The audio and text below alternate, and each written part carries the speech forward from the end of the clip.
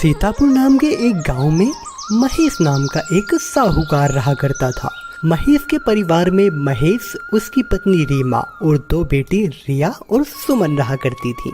दोनों बेटियों में से रिया कुछ ज्यादा ही गौरी, आकर्षक और चुलबुले स्वभाव की थी, जबकि सुमन थोड़ी सांवली थी और इसी सांवले रंग के कारण वो अपनी जिंदगी में बहुत सी मुश्किलें झेल चुकी थी और कुछ मुश्किलें झेलना अब भी बाकी था। जैसे बचपन में महेश रिया को तो नया स्कूल बैग ला कर देता, जबकि सुमन के लिए बैग रीमा घर में ही पुराने कपड़े से बना कर देती। रिया के लिए हर साल नई किताबें और सुमन के लिए वही पुराने स्टूडेंट्स की पढ़ी हुई पुरानी फटी किताबें। लेकिन सुमन को इस बात का जरा भी बुरा न लगता, क्योंकि उसे दिखावा करने का कोई शौक भी नहीं था। अरे आज तो तुम दोनों का 12वीं का रिजल्ट है, कितने कितने नंबर लेकर आई हो दोनों बहनें, जल्दी से बताओ। हाँ माँ मैं बताती हूँ। पापा मुझे 12वीं में पूरे 62% नंबर मिले हैं। देखा मैंने कैसे आपका नाम रोशन करके दिखाया है। अरे वाह वाह मेरी बच्ची, तू तो मेरी लाडली है लाडली। शाम को अपने गिफ्ट के लिए रेडी रहना तू, ठीक है।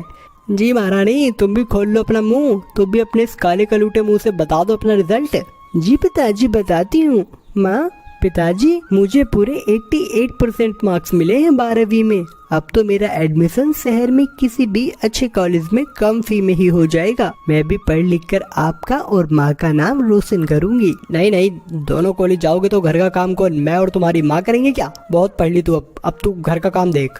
शहर पढ़ने तो बस रिया ही जाएगी। सुमन इस बात को अच्छे से जानती थी कि जिद करने का कोई फायदा नहीं है, इसलिए उसने दोबारा कॉलेज जाने के लिए कहा भी नहीं और बहुत परेशान मन से वो रसोई की तरफ चली गई। जहाँ सुमन शाम का खाना बनाने की तैयारी में लगी हुई थी, वहीं रिया अपने गिफ्ट का इंतजार कर रही थी। तभी महेश घर में आया और उसने रिया को एक नया स्मार्टफोन गिफ्ट में दिया। नया स्मार्टफोन पाकर रिया बहुत खुश थी।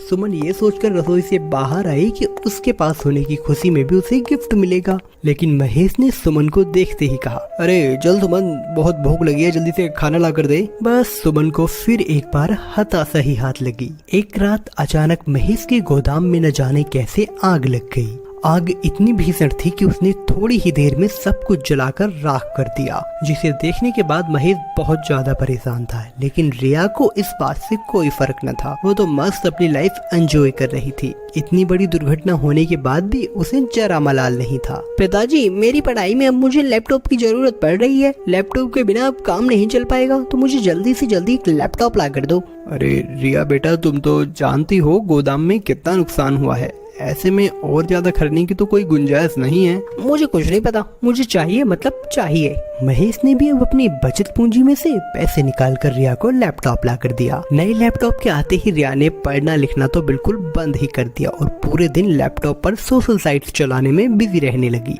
वहीं सुमन अपने पिताजी की मजबूरी को अच्छी तरह से समझती थी और वो जानती थी कि गोदाम में आग लगने की वजह से पैसे बिल्कुल नहीं बचे हैं। तब सुमन ने ही कुछ करने की ठानी।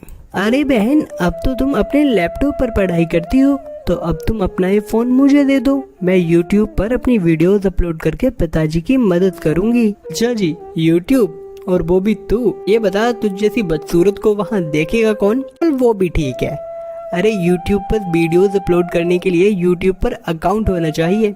है तेरे पास? नहीं बहन, वो तो नहीं है, आप बना दो। चल तो जा, जल्दी से दुकान से अकाउंट का फॉर्म लेकर आ और मुझे इतने काम करने दे। रिया अपने फ्रेंड से चैट करने में बिजी थी, इसलिए उसने सुमन को वहाँ से भगाने के लिए ये तरीका निकाला। उधर सुमन घूमते घूमते थक गई, लेकिन उसे कहीं भी अकाउंट बनाने का फॉर्म नहीं मिला, क्योंकि ऐसी कोई चीज हो तो सुमन को मिले। सुमन ने घर आकर खुद ही रिसर्च करके अपना अकाउंट यूट्यूब पर बना लिया और उसने अपने द्वारा बनाए गए खाने की वीडियोस यूट्यूब पर अपलोड करना शुरू किया। अरे ओ सुमन, क्या तू पूरे दिन ये फोन सामने रख के ड्रामा करती रहती है? अपनी बहन से ही कुछ सीख ले, वो भी तो है जो पूरे दिन बैठ के पढ़ती रहती है, और एक तू है कि रसोई में आके ये कैमरा खोल के बैठ जाती है। मिर्च मसाले फ्री में नहीं आते हैं जो तू रोज नए नए पकवान बनाने में खर्च कर देती है। इन सबको छोड़ और मेरे कपड़े धोकर बाहर सुखाने को डाल दे। और हाँ, अपना ये काला मुंह दिन में 2-3 बार धोया कर किसी अच्छे साबुन से। कुछ तो निखार आए तुझ पे, ऐसे कैसे हम तेरा ब्याह करेंगे।